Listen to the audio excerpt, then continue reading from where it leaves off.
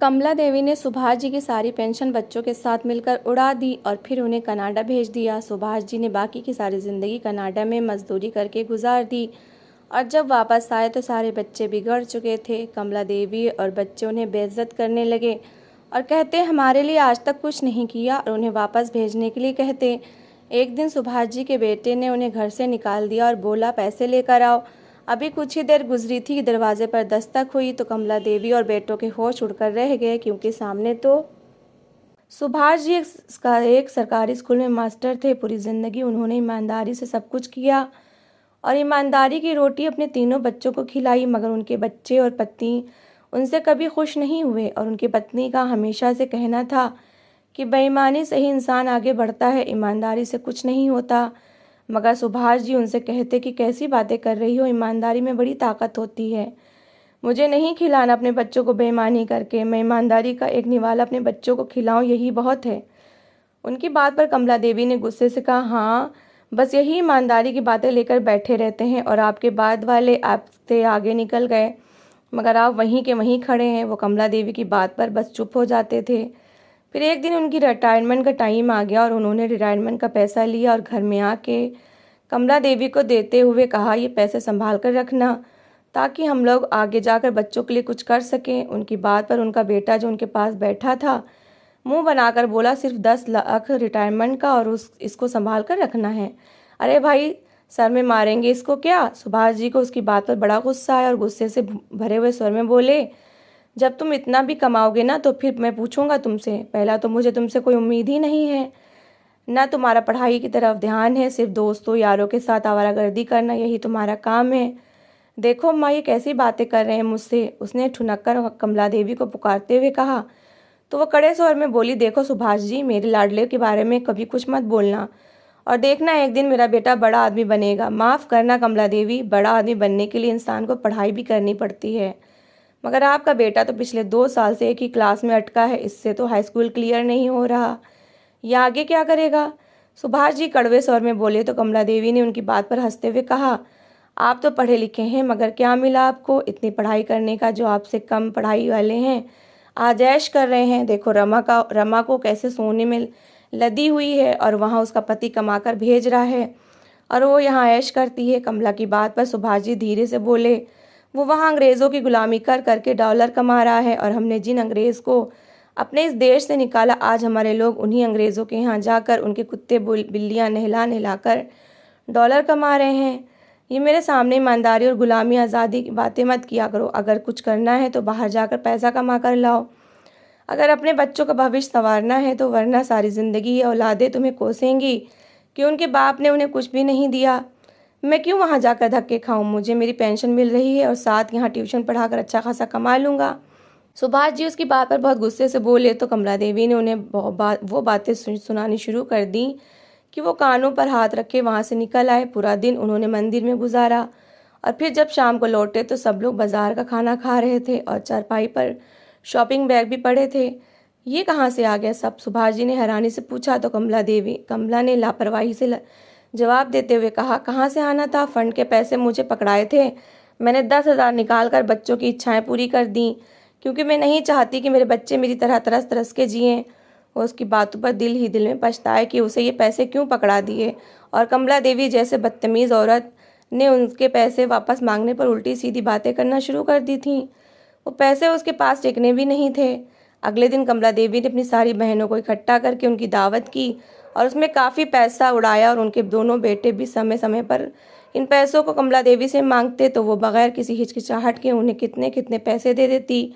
और सुभाष जी ने एक दिन उससे कहा, कमला, इस तरह पैसे लुटाती जाओगी तो आगे जाकर बेटी का दहेज कैसे बनेगा? मैंने तो ये सोचा था कि मैं अपनी सुधा के लिए उसका दहेज बनाऊंगा। पता है महंगाई दिन ब दिन बढ़ती जा रही है, अगर हम अभी से उसका दहेज नहीं जोड़ेंगे तो फिर आगे उसे विदा कैसे करेंगे? हाँ, तो हम अब उसकी वजह से अपनी सारी इच्छाएं मार लें। एक काम करो, जाकर कोई काम धंधा करो जिससे अपनी बेटी का अच्छा भविष्य संवार सकोगे और उसे अच्छा दहेज देकर विदा कर सकोगे। ऐसी बातें करने से कुछ नहीं बनता और ये पैसे हैं और हम अपने ऊपर भी खर्च ना करें। जैसे सारी ज़िंदगी तरस कर गुजारी है वैसे अब भी तरस कर हम गुजार दें। माफ़ करना, अब हम तरस तरस कर ज़िंदगी नहीं जी सकते। तुम भी रमा के पति की तरह बाहर चले जाओ, बस आज तक तो तुम सरकारी नौकरी में थे, मैंने कभी कहा नहीं कि बाहर जाओ, तुम तो पढ़े लिखे हो, वहाँ जाकर अच्छी नौकरी मिल जाएगी। कमला देवी ने चैन भरे स्वर में कहा तो सुभाष जी सर झटक कर उठकर अपने कमरे की तरफ बढ़ गए। और फिर दिन ब दिन कमला देवी का रोना यही होता कि वो तुम बाहर जाने के बाद कुछ करो, वरना मैं बच्चों को लेकर यहाँ से चली जाऊंगी। उसकी बातों पर सुभाष जी दिल ही दिल में कुढ़ते हुए अपने दोस्त धर्मेश के पास गए, बोले यार धर्मू, एक सलाह चाहिए थी। धर्मेश जल्दी से सारे काम धंधे छोड़कर उनके पास बैठते हुए बोला, हाँ यार पूछ, क्या सलाह चाहिए। उन्होंने धर्मेश को जब सारी बात बताई तो धर्मेश कुछ देर के लिए सर झुकाए बैठ गया और फिर सर उठाकर उसने देखा, वैसे एक बात कहूँ, मेरे ख्याल में तो भाभी जी बिल्कुल ठीक कह रही हैं। वैसे भी अपने देश में कहाँ किसी को इतना पैसा मिलता है। देखो अभी से महंगाई इतनी हो गई है और आगे जाकर ये महंगाई कम नहीं होगी, ये बढ़नी ही है। देख, क्योंकि नेताओं के मुंह को तो हराम लगा हुआ है और ये लोग हराम खाए बगैर नहीं रह सकते। मैं तो कहता हूँ भाभी की बात मान और वहाँ जाकर डॉलर कमा और यहाँ भेज। अपनी ज़िंदगी भी तेरी सुकून की होगी और उनकी भी सुकून की होगी। और मेरे ख्याल में बच्चे भी अच्छा खासा पढ़ लिख कर बड़े आदमी बन जाएंगे और जब बड़े आदमी बन जाएंगे तो फिर वापस आ जाना यहाँ पर। धर्मेश ने चुटकी बजाते हुए कहा तो सुभाष जी ने उसे देखा और बोले, वैसे यहाँ पर रहकर भी तो थोड़ा बहुत कमाया ही जा सकता था। मैं ज़्यादा से ज़्यादा ट्यूशन पढ़ा लूँगा, लेकिन वहाँ जाकर मैं अंग्रेज़ों की ग़ुलामी नहीं कर सकता। यहाँ रहकर हम कौन सी आज़ादी में जी रहे हैं। यह आज़ादी है कि हम लोग अपनी मर्ज़ी की ज़िंदगियाँ नहीं जी सकते। हमारे बिजली के बिलों को आग लगी हुई है, गरीब की तो बिल्कुल ही कमर टूट गई है। मैं कह रहा हूँ कि भाभी जी अपनी जगह बिल्कुल ठीक हैं। तुम्हें बच्चों का भविष्य संवारना है ना तो परदेश चला जा। मुझे अगर मौका मिले ना तो मैं यहाँ से भाग जाऊँ। तुझे तो पेंशन मिल रही है और रिटायरमेंट के पैसे मिले हैं, तू चुप करके खिसक ले यहाँ से।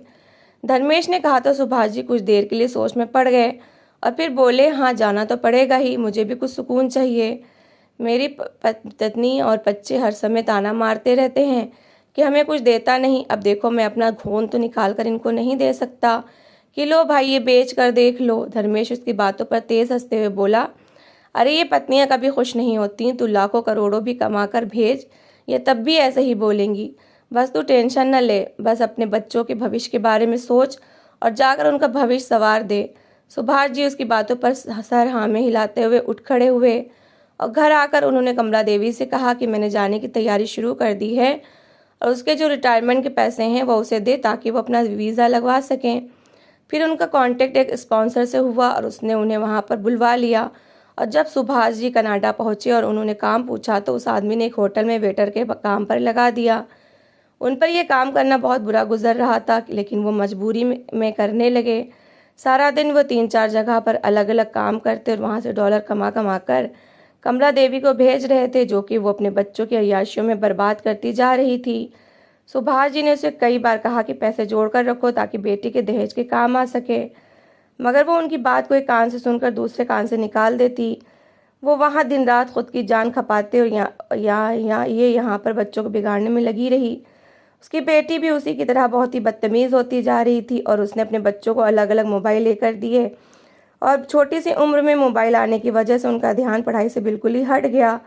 और यहाँ तक कि बेटी तो किसी लड़के के कांटेक्ट में रहने लगी, मगर कमला देवी ने इस चीज़ की तरफ कभी ध्यान ही नहीं दिया।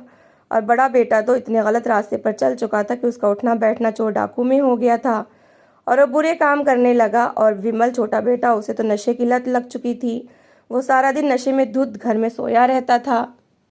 सुभाष जी की सोच में भी नहीं था कि उनके बच्चे इतना बिगड़ जाएंगे। वो वहाँ परदेश में अंग्रेज़ों की गालियाँ और बातें सहकर उन्हें अच्छी ज़िंदगी देने की कोशिश कर रहे थे, मगर वो तो उनकी सारी उम्मीदों पर पानी फेरने पर लगे थे।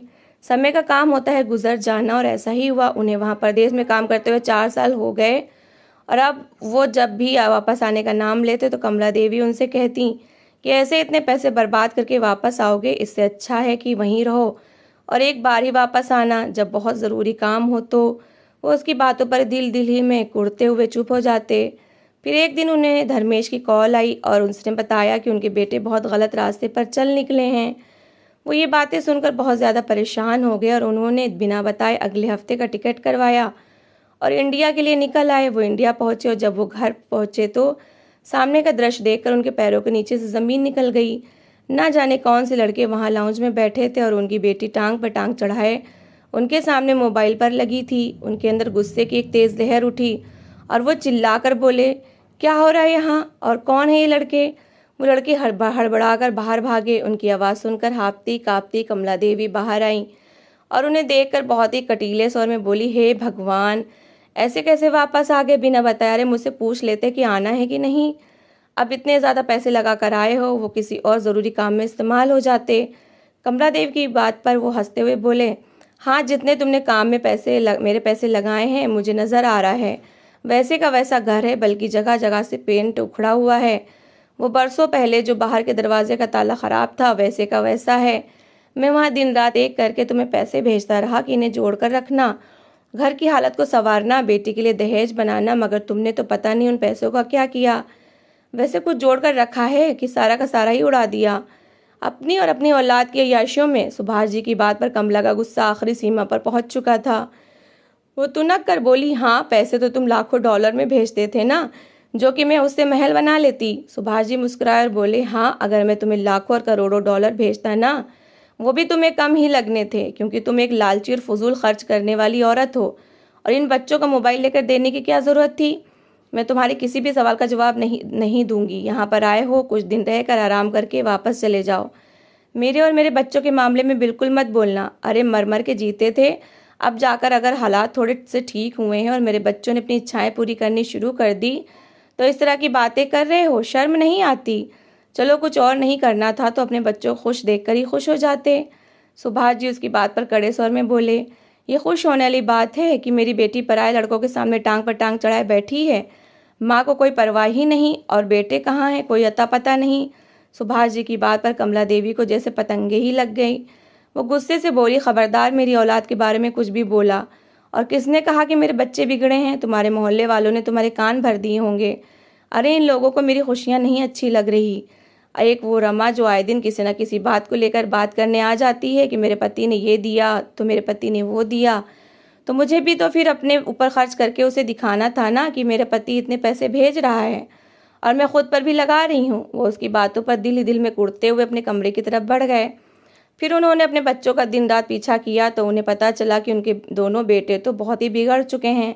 एक चोर बन चुका है और लोगों से लूट मार करता है, और छोटा नशे का इस कदर आदी हो चुका है कि वो दिन रात नशे में ही रहता है। और उसे तो एक दिन वो कूड़े से उठाकर घर वापस लाए तो कमला देवी ने अपना सीना पीटते हुए कहा कि मेरे बच्चे को क्या हो गया। सुभाष जी ने गुस्से से उसे देखते हुए कहा, तुम तो ऐसे शोर मचा रही हो कि जैसे तुम्हें कुछ पता ही नहीं कि तुम्हारा बेटा किधर था। वो बहुत ही ढीठ अंदाज में बोली, हाँ, सारी जिम्मेदारियां तो मेरी ही हैं। मैंने तुम्हारे बच्चों को सुधारने का ठेका नहीं ले रखा था।